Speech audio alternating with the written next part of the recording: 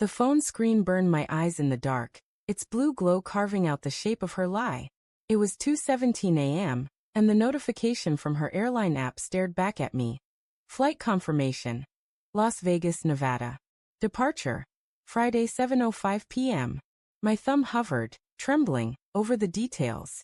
She told me she was visiting her sister in Chicago this weekend. The word Vegas pulsed in my chest like a second heartbeat. Each beat louder, angrier, until it drowned out the soft rhythm of her breathing beside me.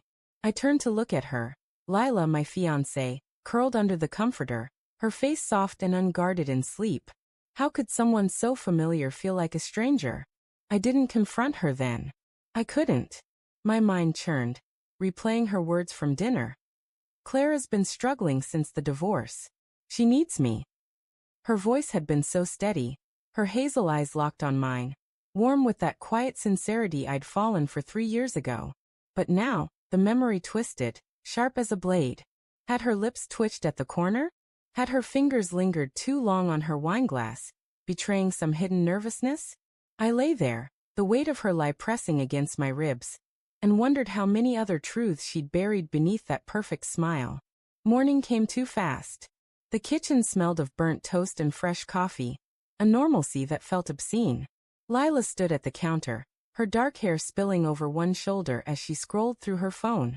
"You're up early," she said, not looking up.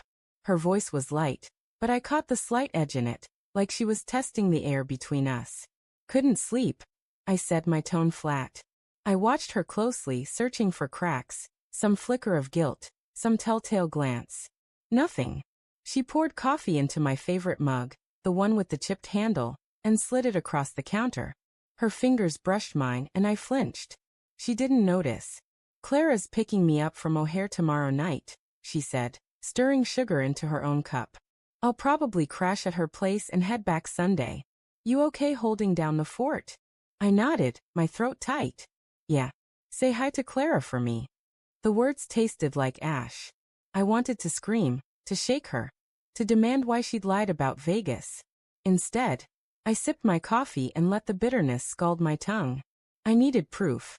I needed to be sure. That afternoon, while Lila was at yoga, I became someone I didn't recognize.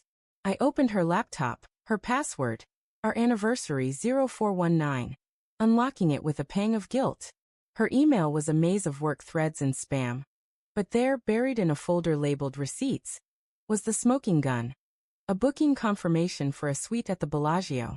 2 nights, 1 guest. My stomach lurched. I clicked further, my heart hammering, and found an email from someone named Evan. "Can't wait to see you, babe. Vegas is gonna be wild." The word babe hit like a punch. I read it again, then again, each time hoping I'd misread. I hadn't. Evan. I didn't know an Evan. She'd never mentioned an Evan.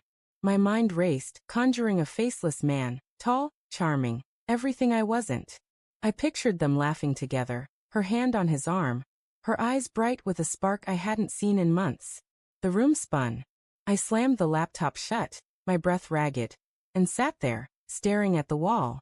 The clock ticked too loudly, each second a reminder of how little I knew the woman I was supposed to marry. I could have confronted her when she got home, her cheeks flushed from yoga, her smile easy and unsuspecting. But something stopped me, fear, maybe, or the desperate hope that I was wrong. Instead, I played along, nodding as she talked about Clara's new apartment, her voice bubbling with details that now felt like a performance. Every word she spoke built a wall between us, brick by brick, until I could barely see her through the haze of my own doubt. That night, I couldn't sleep again. I lay beside her, listening to the soft hum of her breathing, and made a decision. If she was going to lie, I'd unravel it my way. I opened her airline app on my phone, using her saved login. My finger hesitated over the cancel flight button.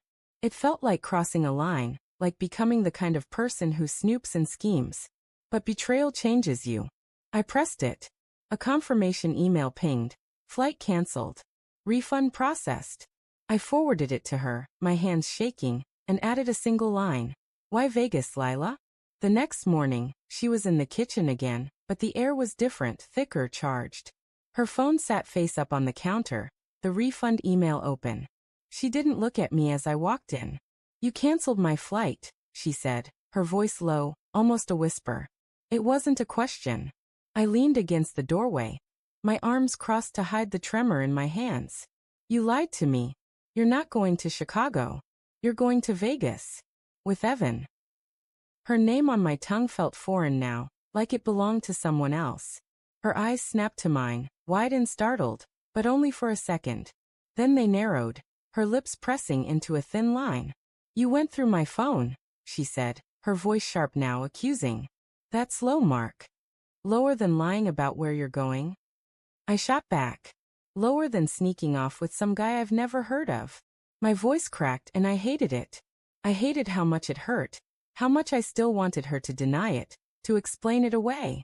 She set her coffee down, the mug clinking hard against the counter. It's not what you think, she said, but her voice wavered and I saw it, the guilt flickering in her eyes like a shadow. Evan's just a friend. We were just going to hang out, catch a show. It's not a big deal. Then why lie? I stepped closer, my heart pounding so loud I thought she'd hear it. Why hide it? Why Vegas, Lila? Why not tell me? She looked away, her jaw tight, and in that silence, I felt the truth settle between us like dust. I didn't want you to worry, she said finally, but it was weak, a half-hearted lie that crumbled under its own weight. You've been so stressed with work, and I needed a break. A break. I laughed, bitter and hollow. From me? From us. I gestured to the apartment. Our apartment, filled with photos of us laughing, hiking, kissing under Christmas lights. What's his last name, Lila? This Evan guy. Tell me. She flinched, her hands twisting together. It's not like that, she whispered, but her voice was small, fragile. She wasn't fighting anymore. She was retreating. I wanted to scream, to demand every detail, but the words caught in my throat. Instead, I grabbed my keys and walked out, the door slamming behind me. The street outside was too bright, too normal. Dog walkers, joggers, the hum of traffic. I wandered for hours, my mind a tangle of rage and heartbreak. I kept seeing her face, the way it softened when she lied, the way it hardened when I called her out. I kept hearing her voice, saying Evan like it was nothing, like it didn't shatter everything. When I came back, the apartment was dark. Her suitcase was gone. A note sat on the counter, her handwriting neat and deliberate. I'm sorry, Mark. I need time to figure things out. Please don't hate me. I crumpled it in my fist, my chest tight with a grief I couldn't name. I checked her airline app again, half expecting another lie, but there was nothing. No new flights, no new plans. Just the refund receipt, glaring at me from her email. Days passed, then weeks. She didn't call. I didn't either. Friends asked questions, their voices soft with pity, but I brushed them off. I threw myself into work, into routine, into anything that drowned out the quiet. But every night, the apartment felt emptier, the silence louder.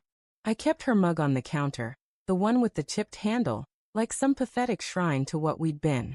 Then one night, my phone lit up. A text from her, the first in a month.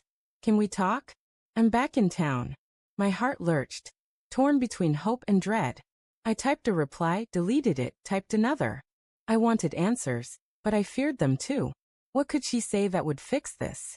That Evan was nobody. That she hadn't slept with him, hadn't laughed with him, hadn't chosen him over me in some glittering Vegas suite? I agreed to meet her at a cafe downtown. She looked different, thinner, her eyes shadowed with something I couldn't read. We sat across from each other, the table a chasm. I didn't cheat, she said, her voice steady but soft. Evan's a friend from college.